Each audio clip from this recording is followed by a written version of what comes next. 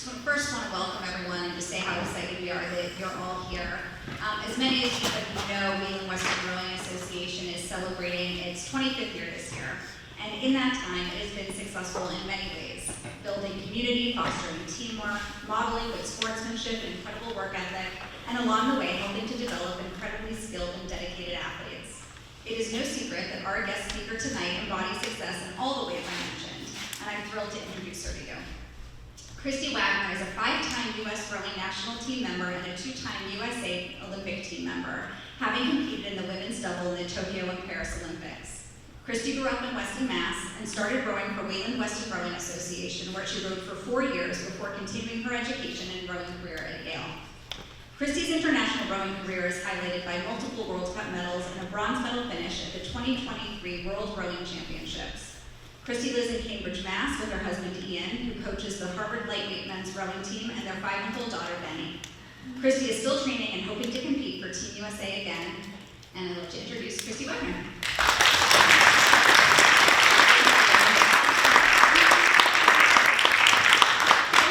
Thank you guys so much for coming. I really appreciate it. And yeah, so I'm Kristi, obviously.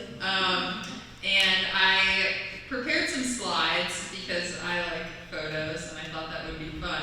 The slides don't really have anything, it's not like a narrative arc, but they are in chronological order, so I'll just kind of flip through. But I thought that it would be fun to talk, about growing up and then growing at Wayland Weston, and how I kind of got into it and what I liked about it and that kind of thing, and then the rest of the story. But I'll try to kind of condense that part because I am 32 years old, so high school was a long time ago. And I would love to talk about what you guys want to hear. So if you have, we'll do questions at the end, but if anything is unclear in the middle, please feel free to ask a question as I go. So yeah, I grew up in Weston, and my parents moved there when I was 3. My parents are here. So I went to Weston Public Schools, K through 12. Did I break this? Click it once. Very good. And I did tons of sports, tons of activities growing up, soccer, baseball, swimming, basketball. I did dance, I did chorus very poorly. And yeah, I knew about rowing because my cousins, who actually live in California, rowed. And I was like, oh, cool, that's a cool sport. Wayland Weston had the team, and I actually first rowed when I was in 8th grade. One of my friends wanted to do a learn to row at CRI, which is this big club in Boston. They now have a very fancy boathouse, but at the time they rowed out of an ice skating rink in Brighton. And so my introduction to rowing was going to this ice skating rink, and then we rowed not in rowing boats, but in a barge, which rowing boats are skinny. Does everyone here have rowing experience, or does anybody not have rowing experience? I'll give a little bit of background. No? Everybody? Wow, amazing. Okay, well, if you all know what barge is, anyways, I'll explain it anyways, but it's 3 rowing boats wide, and you can literally stand up in the middle. So I was ice hockey rink, barge, this is a really cool sport. I think we did it for 6 weeks, twice a week. And then my freshman year of high school, the option to row for Wayland Weston happened, so I was on the girls' novice rowing team, and I just thought it was the coolest thing ever. I loved that we got to go to Wayland. I thought that was so cool. There were all these new friends from Wayland. They were our rival in every other sport. But I thought it was cool. And definitely the social scene was what I liked about it at the beginning. I just thought it was really fun. And I loved going to practice every day. We had this carpool to get back home, and some of the other moms in the carpool, my mom brought good snacks, but some of the other moms brought great snacks. And I was all that stuff. I thought the regattas were really fun. I don't know, you got to go and hang out with your friends all day. thought it was really cool. And yeah, so that was definitely like my introduction to it. We'll go to the next photo so we have something new to look at. This was in 2008 at the head of the Charles. Also, you guys are very lucky because we had to wear these like all orange unis, which is like, I think for a teenage girl, the like least flattering thing you could possibly do. The boys got to wear maroon. I don't know why it was different for girls and boys, but I think whoever made the upgrade to the new uniform is a very nice person.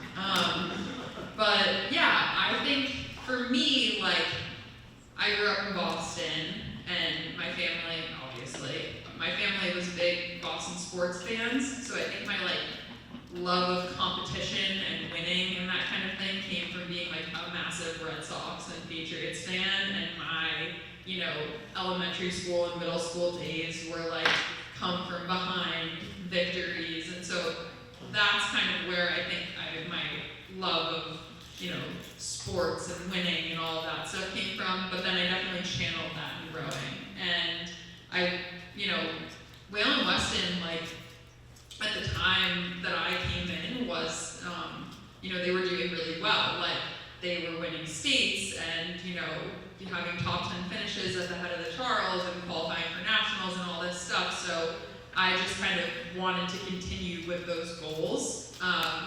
And so, you know, we did. And it was really cool. Like, there were a lot of other girls that had big goals in the sport, you know, really wanted like the team to do well. And, you know, maybe then also wanted to continue rowing in college, so I got to see like the blueprint in front of me of, you know, other people getting recruited, other people trying to do that kind of thing, while also, you know, having goals of like winning states and doing well at regionals and doing well at nationals and doing well at the head of the Charles. So it was really fun. Here's some other photos. I think this New Hampshire Championship is one of my first races. We're in a Stern Cox 4. I don't even know if they make those anymore. And we did very well, but I don't know if it was a head race, so I don't know how I knew that we had done well, but I'm clearly very excited. I'm stroking this boat. Yeah, then this is at the head of the Housatonic. I don't know if you guys will go to that race, but that was a little bit later. Also really fun race. And this photo from the head of the Housatonic I put up here because I wanted to remember to tell a fun story about the hat that I'm wearing. And actually, Jesse's here. I don't know if he remembers this story, but Jesse was one of the like coaches when I was in high school. And so when I first started in my novice year, novices wore, actually this is from novice year, we wore tank tops, not unis. I don't know if you guys still do that, the difference, yeah. You can't wear a uni till you're on varsity, you know, whatever. But also, the varsity athletes got to have these Whalen Weston hats. And I was like, I want the hat. Like, all I want is this hat. How do I get a hat? And Jesse's told me that if I went under 8 minutes on my 2K, I could have a hat. I did not know what that meant. That split, they told me the split, whatever. I went 7:59.9. I can only imagine like how horrible the rowing erging was. But I did it and I got the hat. And then I still have the hat. It's in my parents' house. Yeah, I wore it all the time enough that the bill like broke. So I don't even know, my motivations were kind of all over the place in high school. Get a hat, you know, whatever. Yeah, so it's funny, like now I have literally a million hats like this. Like I'm constantly trying to give them away to people, but this hat, very important. This is a photo from Youth Nationals. And yeah, I picked this picture because I think one of the other things I remember most about high school rowing was like getting to make t-shirts for all the races. And when it was nationals, instead of just like writing on the t-shirts, we got to like have printed t-shirts. And that was just like so cool, again. It's funny that those seem to be like the most important things to me at the time. But, you know, it's all about the gear, which even I think at the Olympics for some people, it was all about the gear. So, you know, cross lines through the whole thing. But yeah, I mean, rowing in high school was like awesome. I had a great time. I loved rowing for Whalen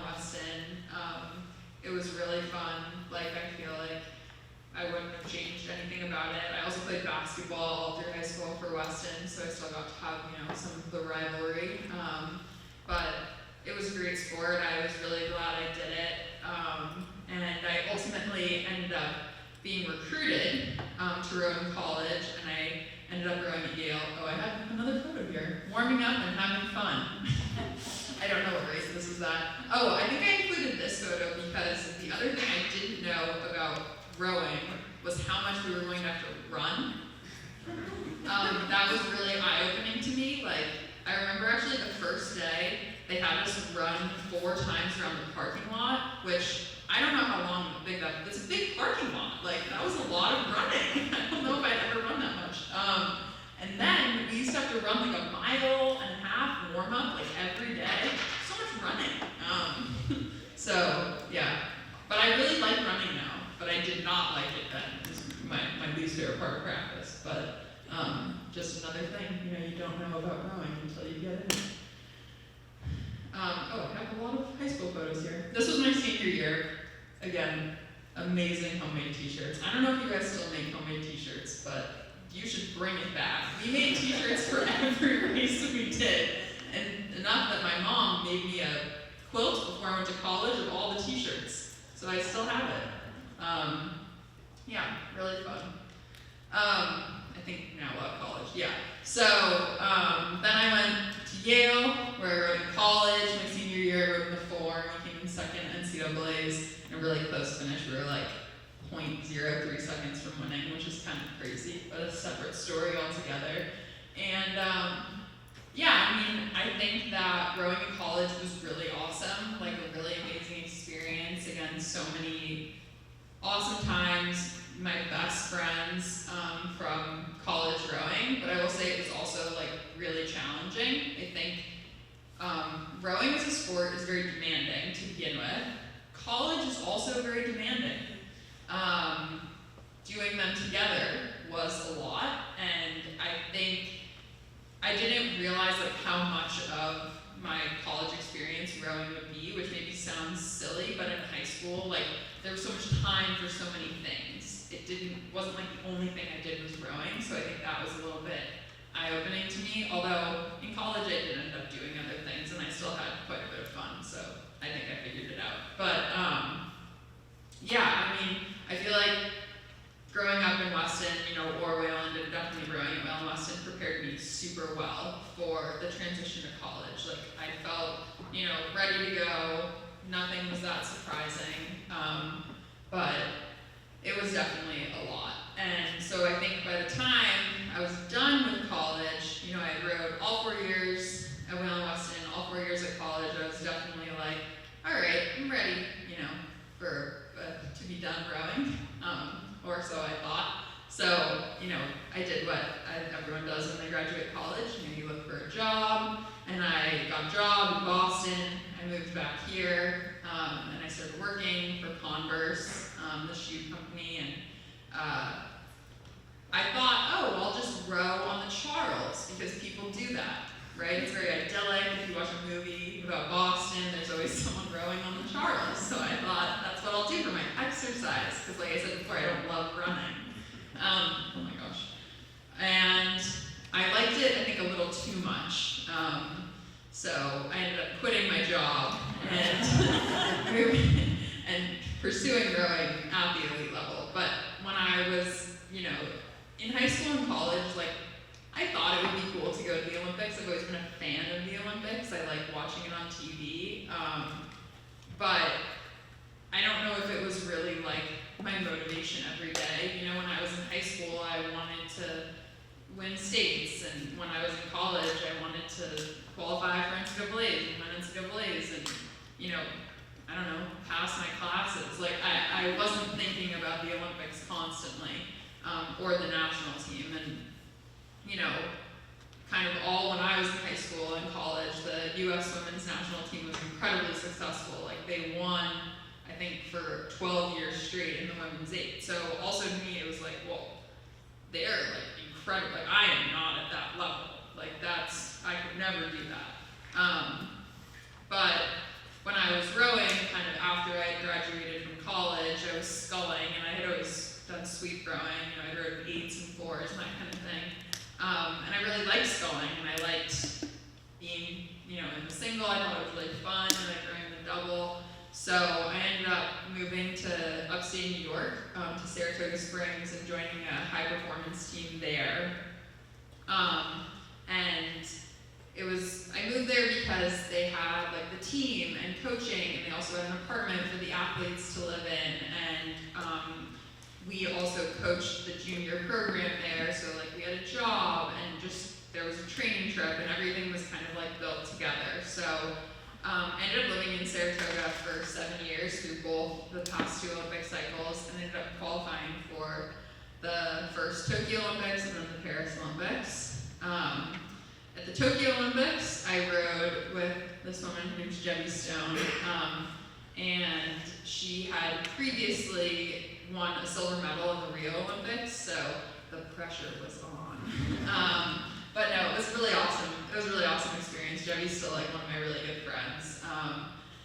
And Tokyo was definitely a weird Olympics because it was supposed to happen in 2020, which was during COVID. So the Olympics were postponed a year, but even so, like no spectators were allowed to go. There were a lot of COVID regulations. So I'd say the like quote unquote fun of the Olympics, we didn't really get to experience.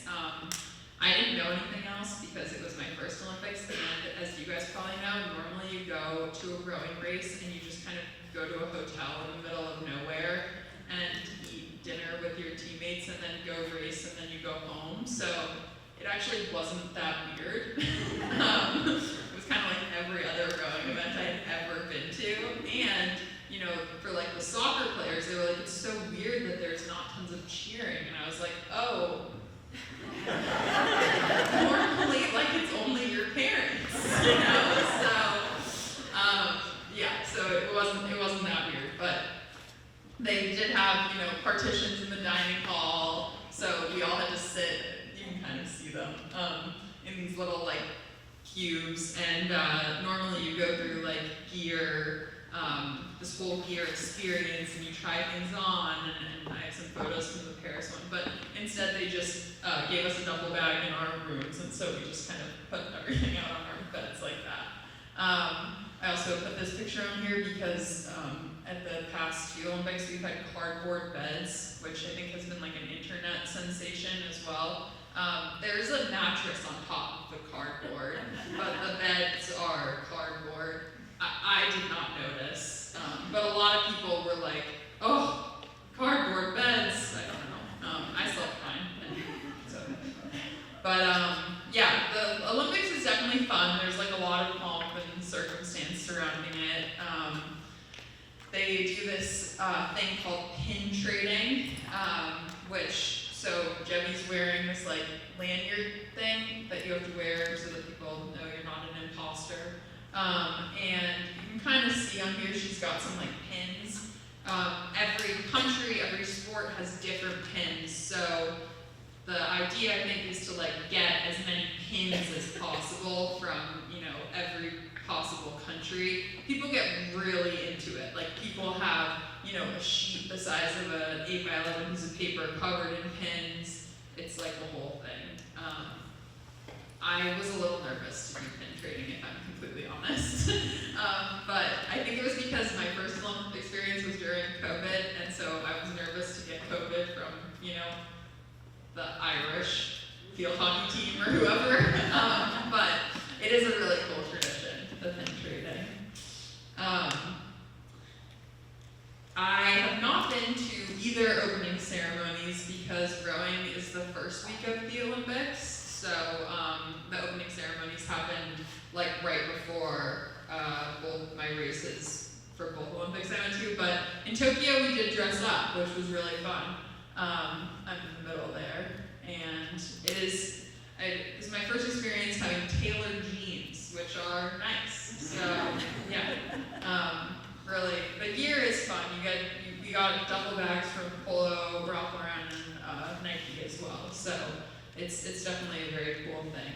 But yeah, we just kind of wore them in this area. Didn't actually get to go.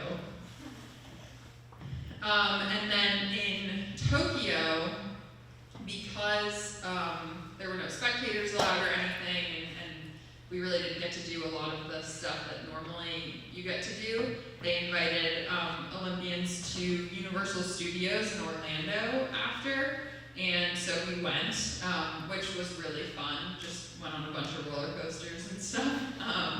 but they had like a whole ceremony as well. So we went to the closing ceremonies at Universal Studios, which was really cool.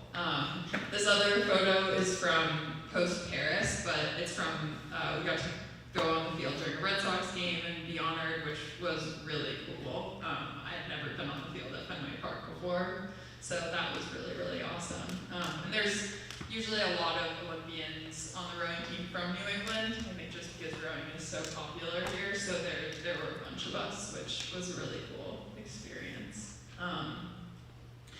And yeah, then I also was able to go to Paris, which my parents and my family were able to come to, which was really, really awesome.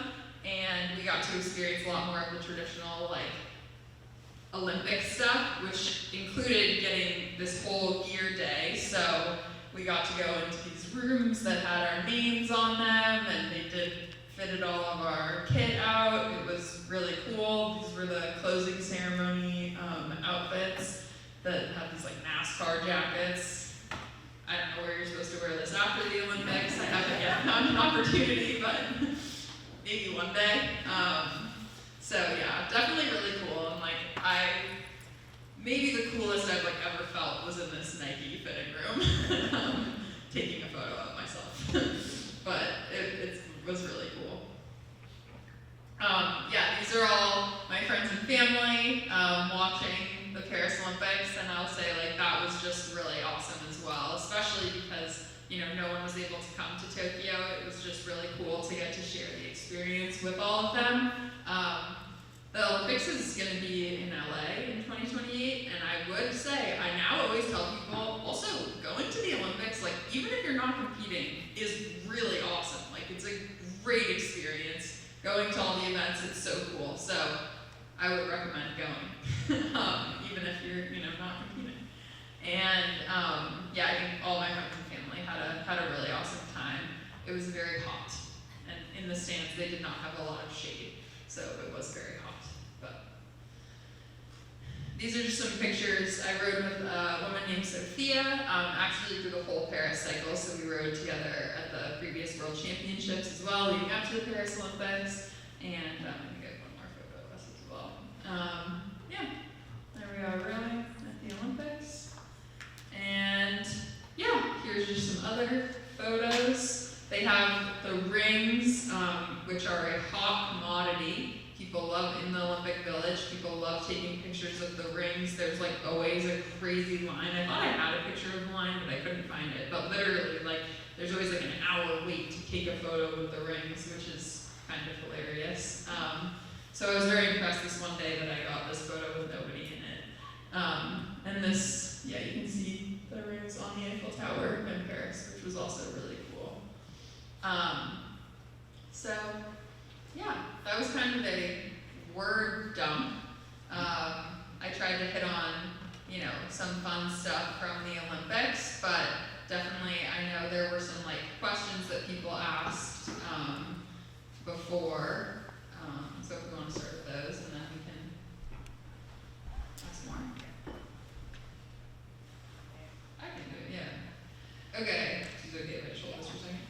Okay, the first question is, did the Olympics feel like a culmination of your journey or more like a chapter in a bigger story?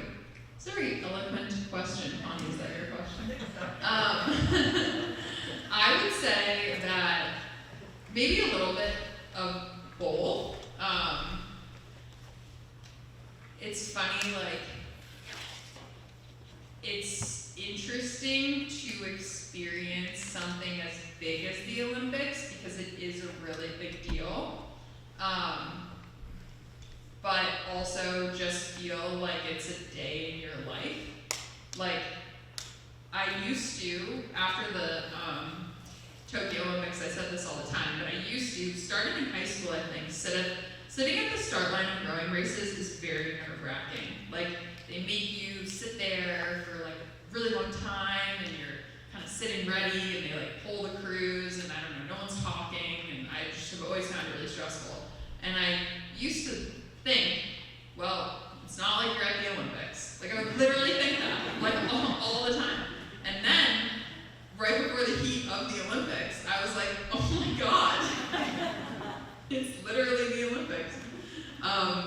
So that was kind of a funny personal moment. But yeah, I mean, I think it felt like both. Like, it felt like a really big deal, but at the same time, I've gotten pretty nervous, you know, for job interviews or, you know, I don't know, tests in school. Like, when you care about something, you get nervous for it.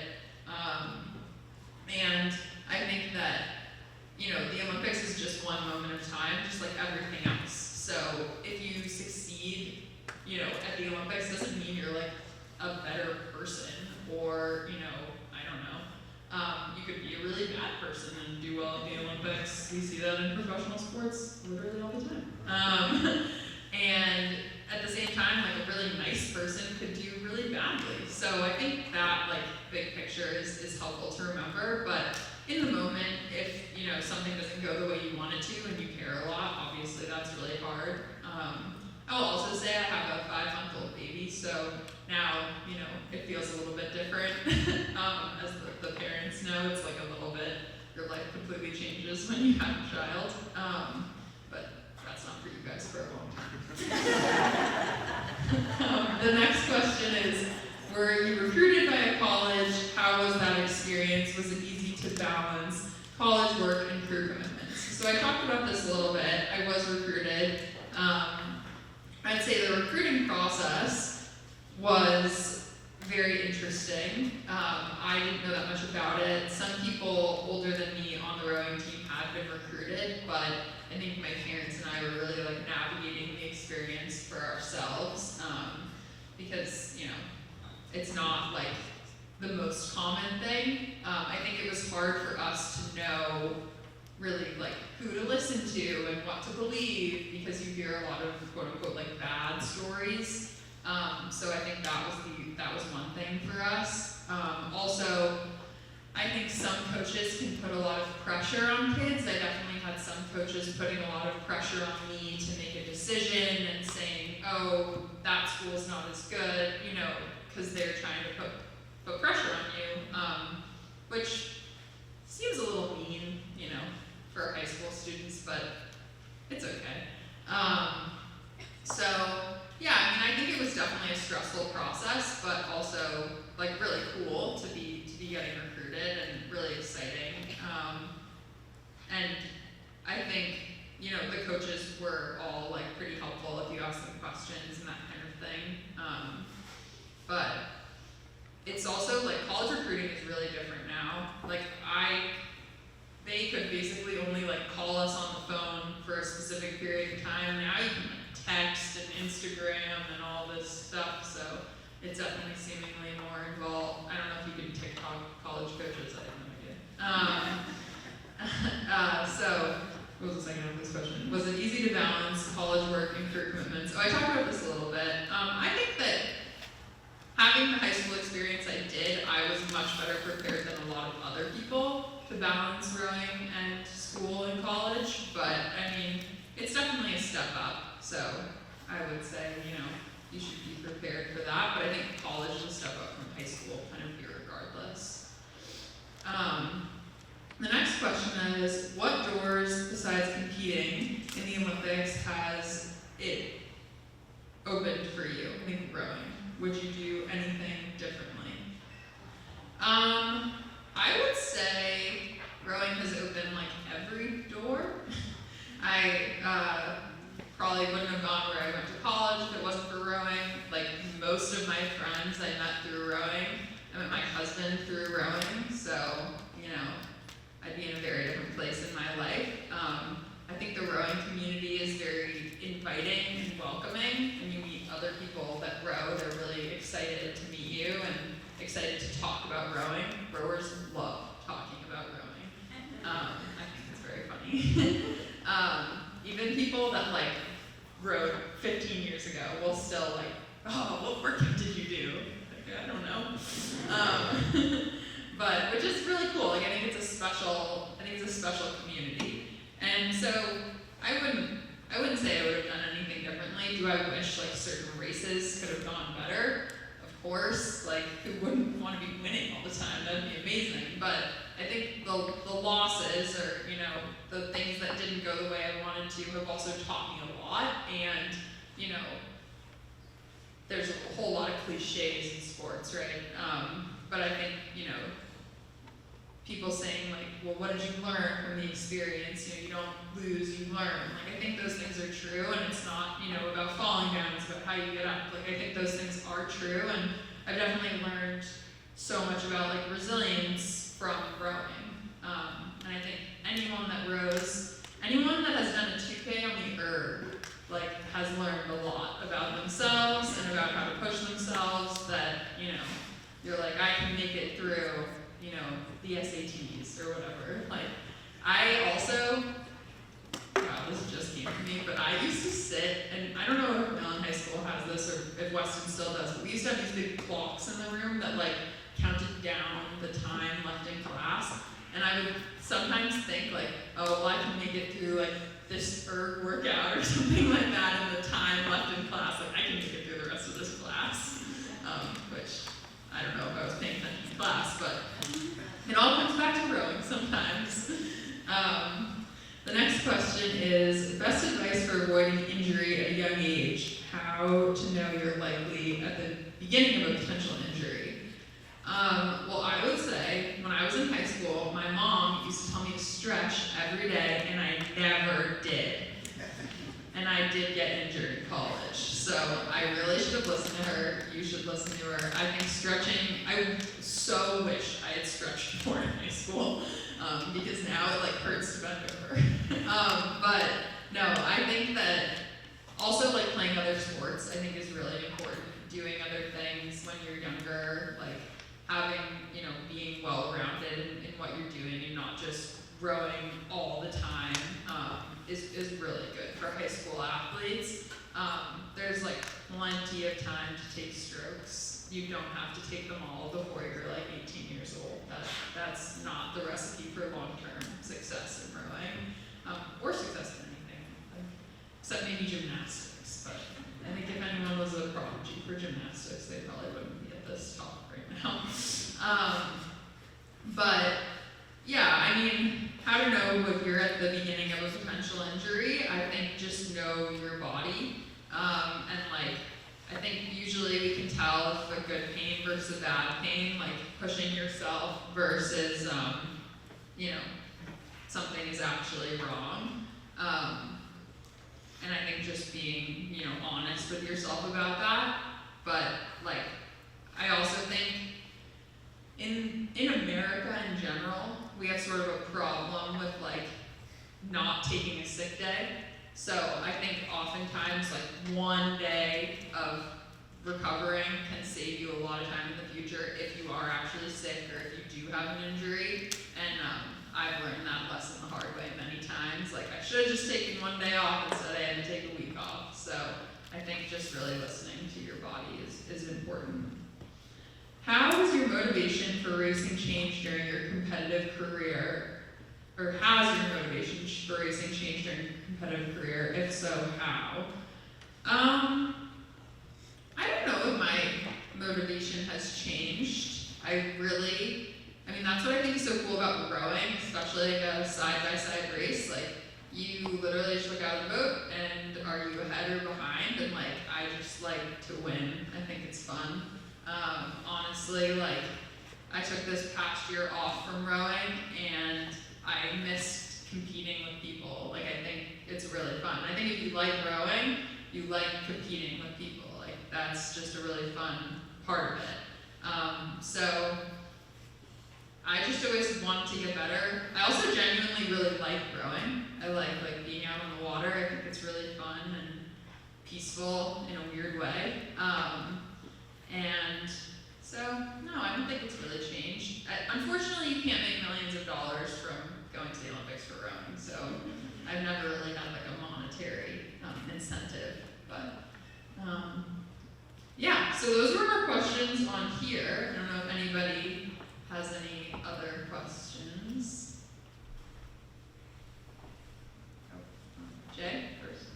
So, Kristi, you have been in 2 of the U.S. doubles that are the fastest that the U.S. has ever created. Thank you. And you're far too modest to accept that, but it's the truth. When you're in those boats, what does it feel like? When do you know that you've hit that speed? What do you feel?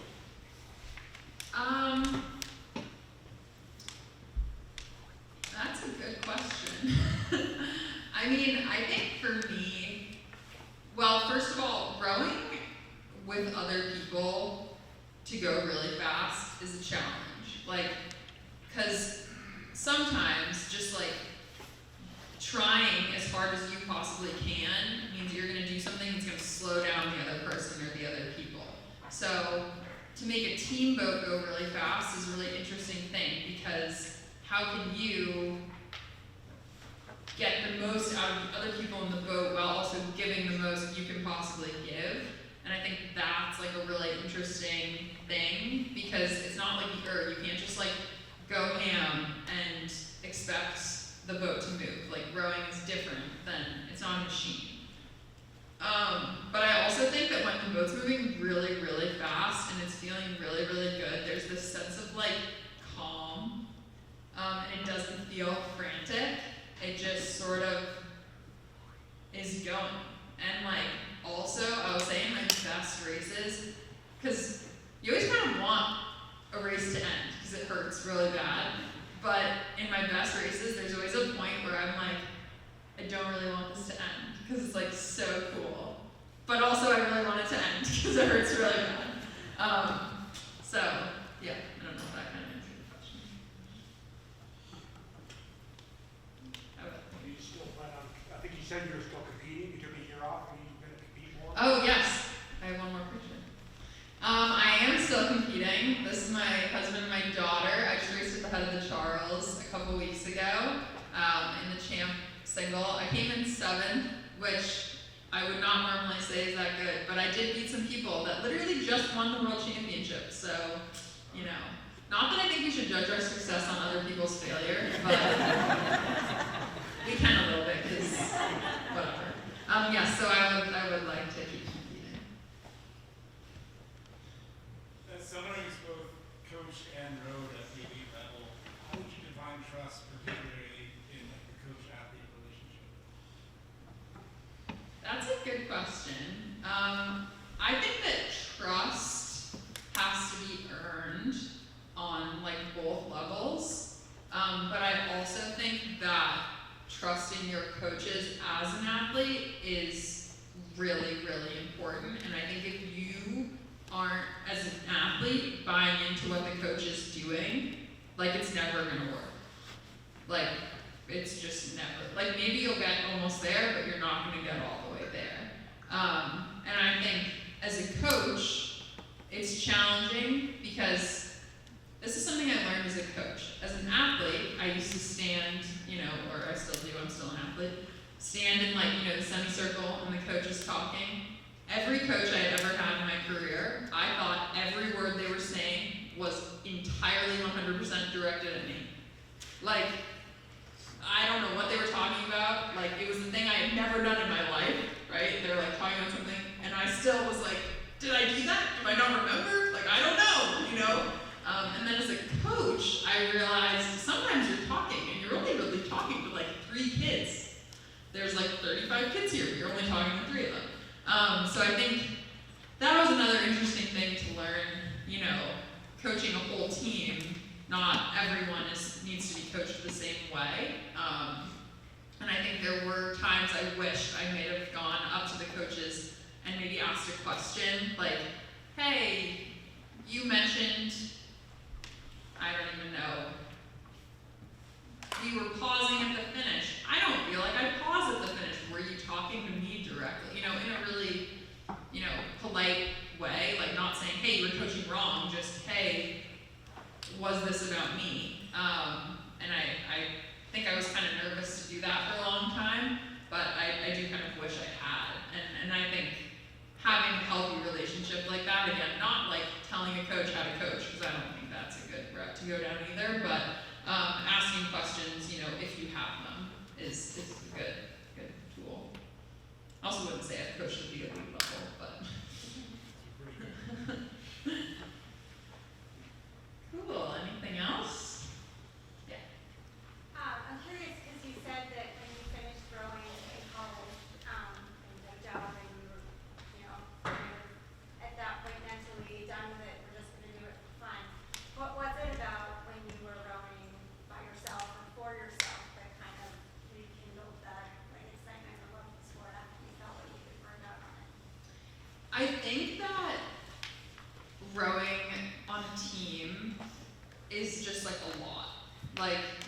there's a lot of people, there's a lot of energies, you kind of fit into a role on the team, and yeah, it was just a lot for me. Like, I think, having done it all through high school and all through college, I just kind of needed a break from trying to fit into somebody else's bill, like, all the time. And then rowing a single, like, well, if I could just row the way, I wanted to row. Also, no one was really coaching me at that time, so I developed a lot of horrible habits, but I didn't know that. So it was kind of nice. It was just like a mentally nice break, physically a nice break. And yeah, I just enjoyed it. I think the freedom of doing something for myself. In the same way, I think it's kind of nice to go for a jog sometimes. Like, and your mind just kind of escapes. I assume it would be challenging to run connected to other people in a way that it's not hard to run by yourself. Yes. As a coach, how would you say that you kind of pay attention to each individual athlete? Say there, I can see that they can be potentially strong as a single or as a double or as a quad. Like, how do you just, because I know it's a team, but I also know how do you kind of dedicate that potential as an individual as well and not affect the team? That's a good question. I think rowing is such an interesting sport because it's like a team sport, but also so much of it is individual. So it's, let's spend the whole week seat racing each other and competing against each other, and then at the end of the week we race all together in a boat. It's kind of a funny thing, but I also think different people are good at different, things. Like, some people, are really good at rowing in the singles. Some people are much better at, being in a team boat. And, I think a really good coach, right, is able to see the potential that all those individual people have and put people in the best seats where they are going to have the highest potential. So, this person I'm going to have row in the 4 because in the 4 they can be at 98% of themselves, but if they were in the 8 they could only be at 88% of themselves. And I'm sure it's a mix of technique and who they are as a person, who the other people in the boat are. I don't know. Rowing is the most hilarious, complicated, simple sport. It's the easiest repetitive motion that we've overcomplicated so much. I don't know. Yes. What's the biggest challenge you faced in rowing and how did you address it?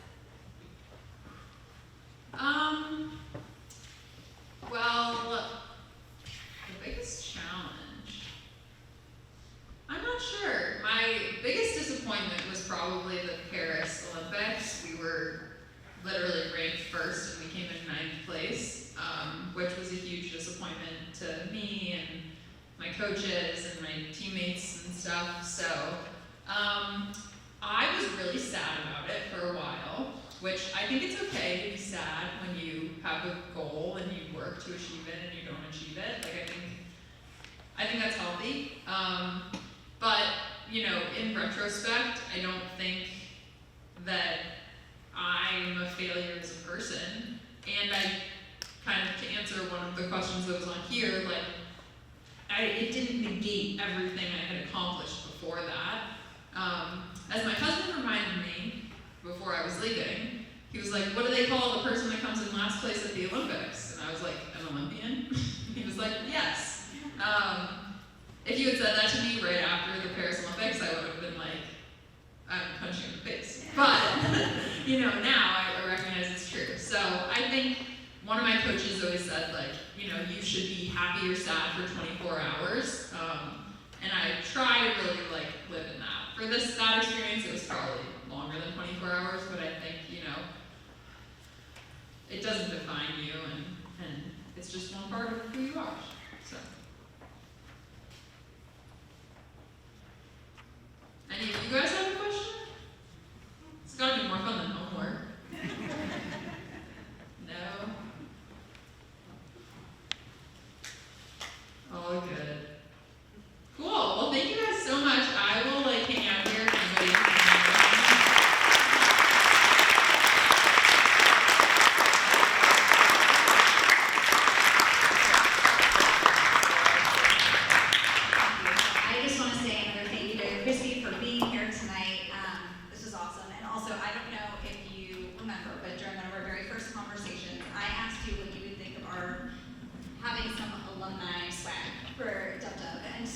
Dripping Oh, heart. appreciate you. Dub Dub alumni.